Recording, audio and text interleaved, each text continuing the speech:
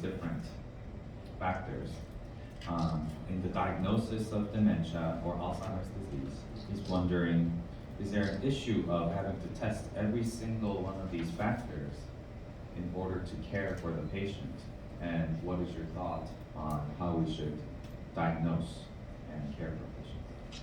When the patient comes in. Yeah, it's a very good question. I mean, we're getting and have been smarter, possibly technologically, in medicine today than we've ever been, but simply because we have more ways to identify things doesn't mean we're really any better than we were 100 years ago in caring for a patient. So I think we sometimes separate technology with improvement. So maybe the best way to describe it is simply that we can identify more things, but until we have a treatment, it's not going to change our treatment. So what I do for a patient with dementia, unfortunately, is not much different than my father and my grandfather, who were both physicians in the States. We just don't have that much more other than compassion and care, a few more drugs, but really not a large amount. So even though we could identify things with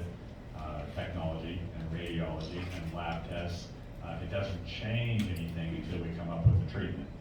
So I think in the future, if we're able to come up with a drug that actually does change the disease, maybe it will force us then to get other testing done to prove that. But I think the nice thing about AR 1001 is that it still wouldn't require more testing to treat someone.